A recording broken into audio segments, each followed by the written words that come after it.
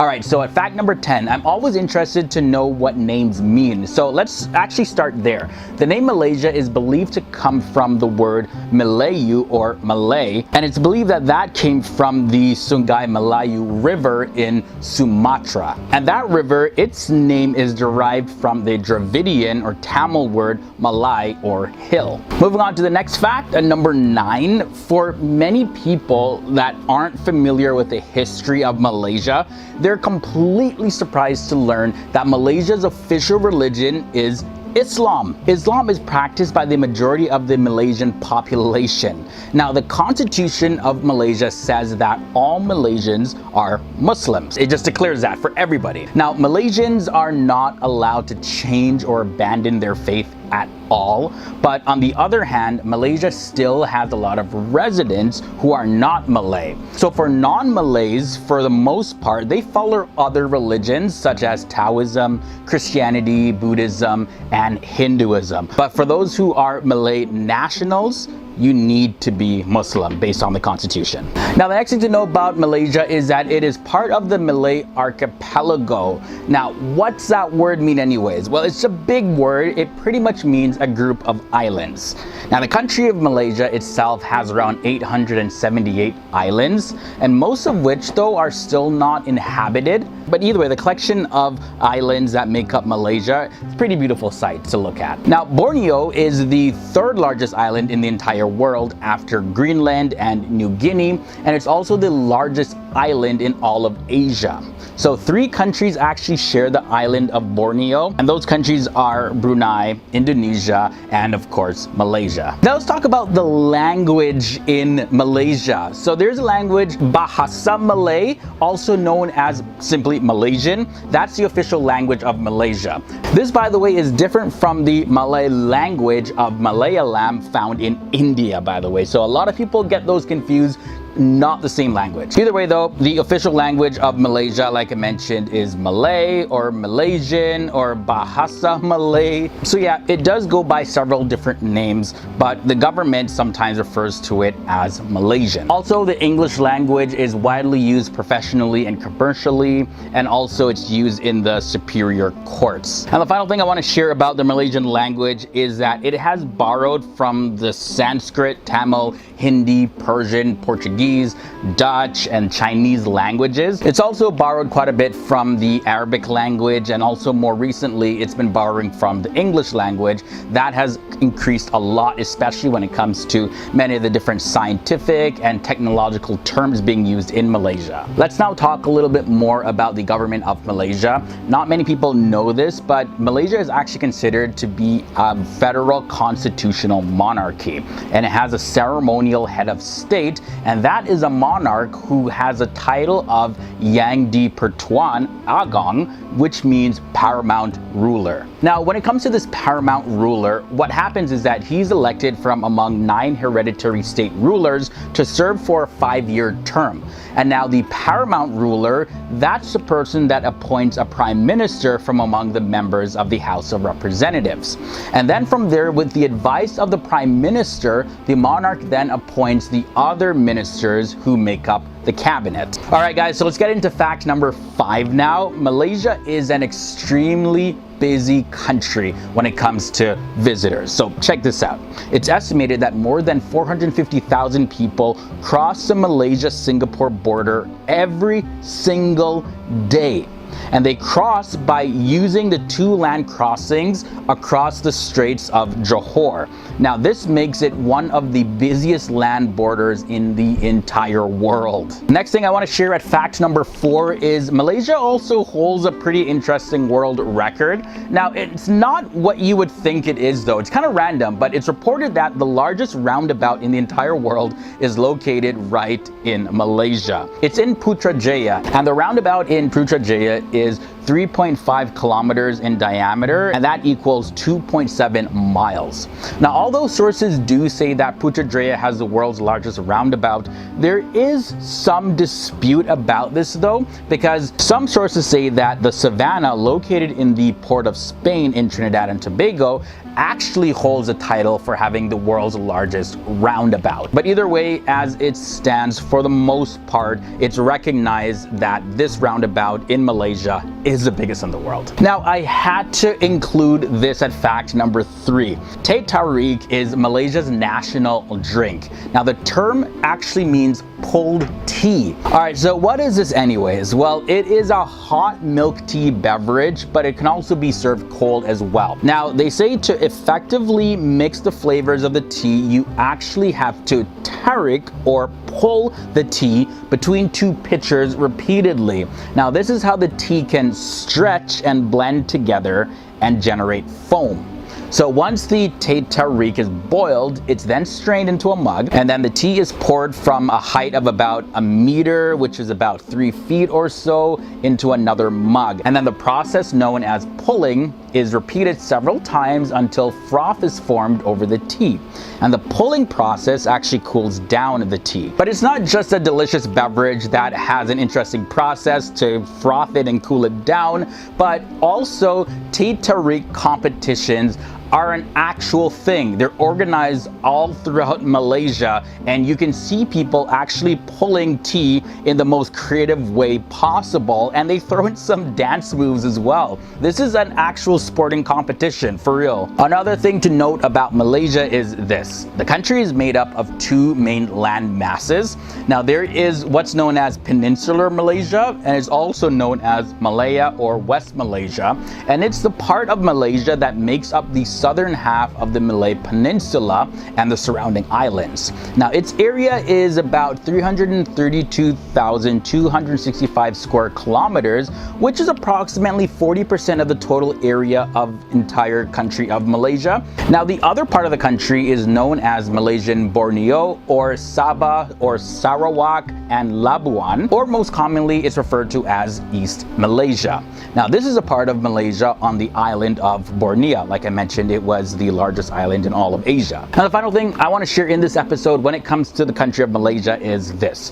Kuala Lumpur, also known as KL, is the capital of Malaysia. Now, the words Kuala Lumpur literally mean muddy confluence. And if you're not familiar, confluence is just a fancy term for the point where 2 rivers intersect. Kuala Lumpur is a metropolis, big, booming area, and it actually got its name because it was founded near the place where the rivers Klang and Gongbak intersect together. Now, Kuala Lumpur, Malaysia metropolitan area's population is about 8 million people. At number 10. Due to rich cultural diversity, it is no wonder that Malaysia boasts one of Southeast Asia's most incredible food cuisine. Its eclectic mix of cuisines makes this country a foodie's paradise. Whether you're looking for Indian food, Chinese food, Peranakan food, or traditional Malay cuisine, it has it all. Some of the most popular dishes to try are nasi lemak, which is a coconut milk cooked rice dish, as well as you should try the mee goreng mamak, which is an Indian Muslim dish made with yellow noodles and beef or chicken.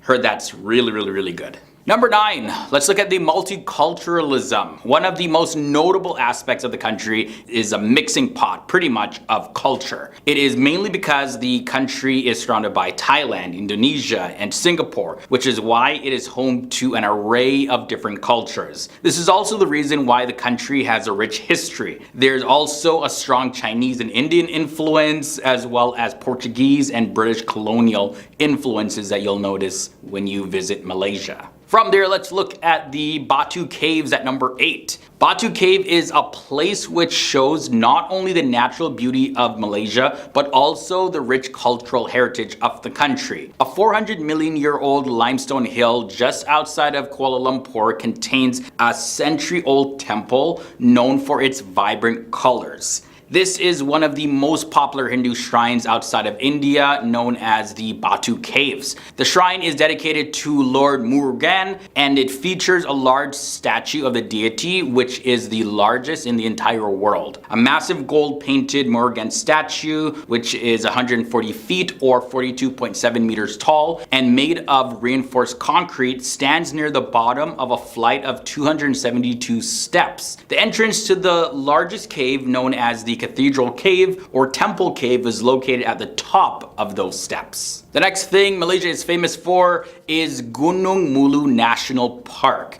One of the most awe-inspiring natural areas is the Gunung Mulu National Park. The park is important both for its high diversity and its limestone rock features, and is located in the island of Borneo in the state of Sarawak. Now, what's very interesting about this park is that it is the most studied tropical limestone area in the entire world. The 52,864 hectare park has 17 vegetation zones and 3,500 vascular plant species. Its palm species are very diverse, with 109 species in 20 genera identified. And Gunung Mulu, which is a 2,377 meter high sandstone pinnacle, it towers over the park. A total of 295 kilometers of explored caves provides a breathtaking sight and are home to millions of cave swiftlets as well as bats. Also, the Sarawak Chamber is the world's largest known cave chamber, measuring 600 meters by 415 meters and standing 80 meters tall. Alright, coming in at number 6, I gotta mention Malacca City. Malaysia is home to 4 amazing World Heritage Sites, and among these 4 is one known as Malacca. This historic small town is the birthplace of the Peranakan culture and showcases Malaysia's diverse, vibrant history.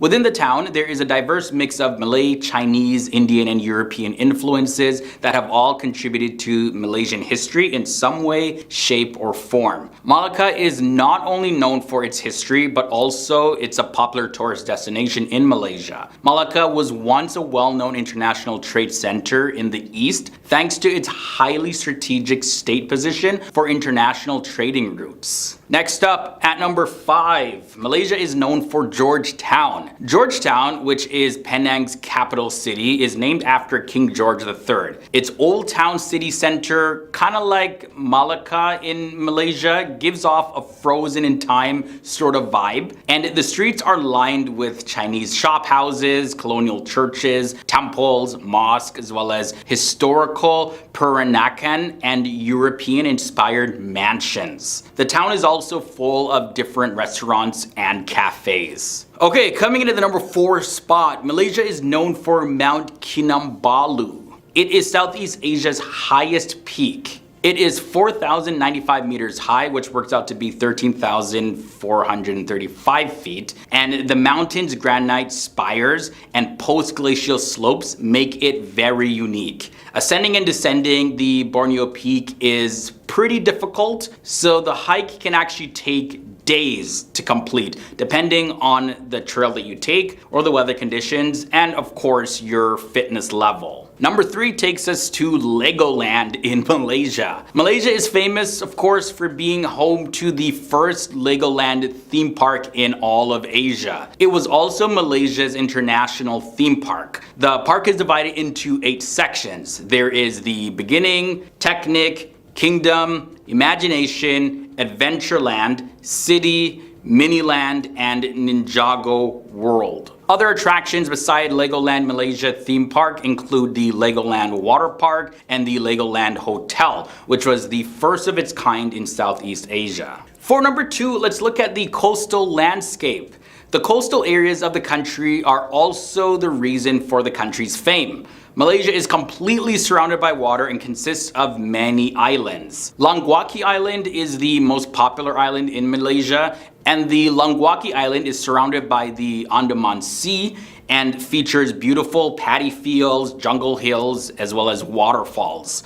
Langkawi is well known for its amazing opportunities for diving, as well as many other exciting vacation options. And we end this episode off at number 1. Let's look at the Petronas Towers. The Petronas Towers in Kuala Lumpur is the most recognizable and iconic landmark in the country of Malaysia. The massive twin towers stand 452 meters tall and held the world record for the tallest building at one point until Taipei 101 was built in 2004. The Petronas Towers remained the tallest building in Malaysia until 2021, but that was when they were surpassed by the Merdeka 118.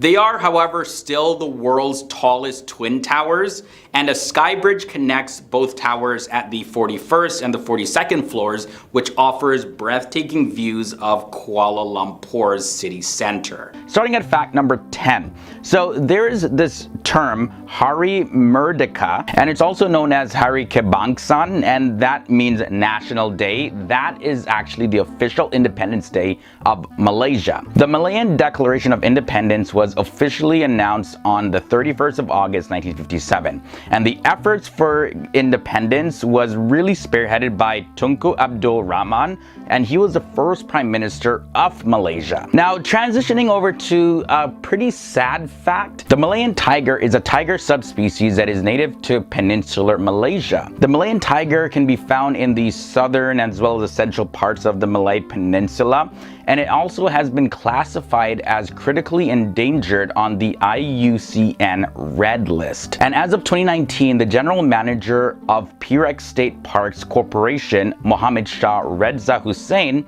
he said that the species could become extinct in the next 6 or 7 years if immediate action isn't taken. And like, these measures need to be drastic measures.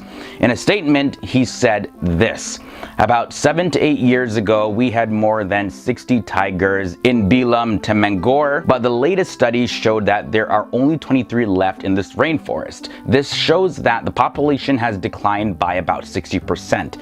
If we don't take action now, I'm sure within the next 2 or 3 years, we would have less than 10 tigers left, which is not enough for reproduction. And within 6 or 7 years, the species will be extinct.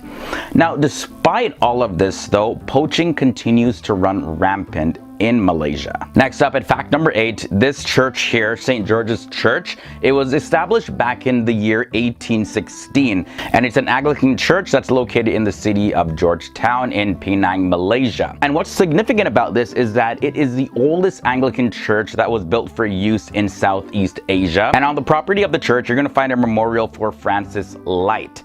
Now, in the year 2007, the St. George's Church became the only structure on Penang Island to be declared one of Malaysia's 50 National Heritage Treasures. Now, have you heard of the Penang Bridge? The Penang Bridge is about 13.5 kilometers or 8.4 miles long, and it's a dual carriageway toll bridge and also a controlled access highway. The bridge connects Butterworth, that's located on the mainland side of the state, with Gelugor on the island, crossing the Selatan Strait. This bridge was inaugurated on September 14, 1985, and it is the first road connection that goes between the Malay Peninsula and the island. Now, the bridge is also pretty well known. It's known as the second longest bridge in Malaysia, and it's also the 5th longest bridge in all of Southeast Asia. Next up, I want to talk about the Perdana Putra Complex. Now, this is located in Precinct 1, and it's right over the Putrajaya Lake as well as Putrajaya Mosque, and it also overlooks Dataran Putra. It's a 6-story structure. It makes up the Prime Minister of Malaysia's office, as well as the offices of the Deputy Prime Minister and the Chief Secretary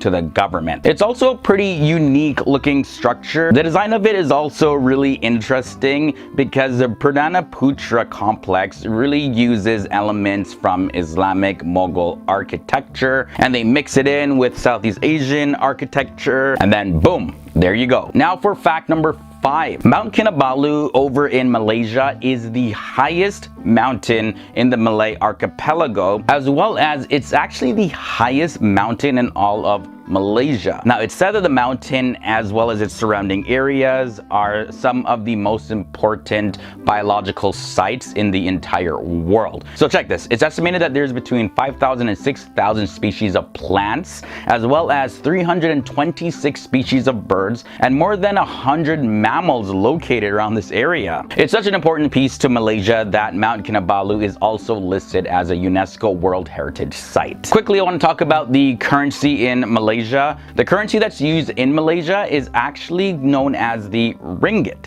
Now, what does that even mean? It's a unique term. Well, it means jagged in the Malay language, and this also refers to the edges of the Spanish silver dollars that were used in the 16th century, as well as throughout the 17th century. Fact number 3, we're talking about this fruit here. Now, this is native to Malaysia. It is the pomelo, and it also goes by the scientific name Citrus maxima. Now, this fruit, if you didn't guess it by the scientific name, it's a big fruit. As a matter of fact, it's the largest citrus fruit in the world.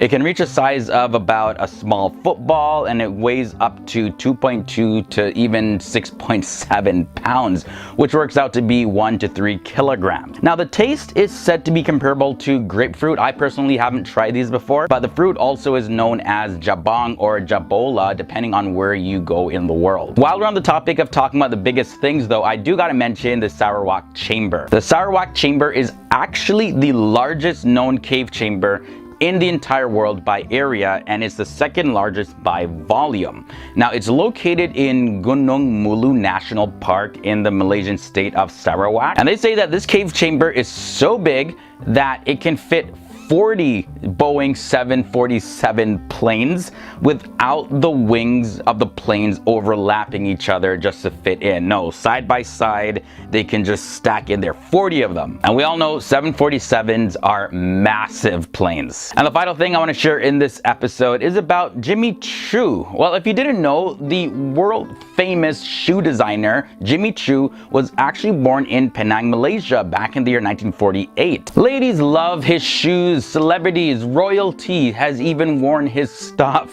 But although currently Jimmy Choo, he's in his 70s now, he's sitting on a net worth of about $50 million. The company, Michael Kors Holding, agreed to purchase the Jimmy Choo company for 896 million pounds, which worked out to be $1.2 billion.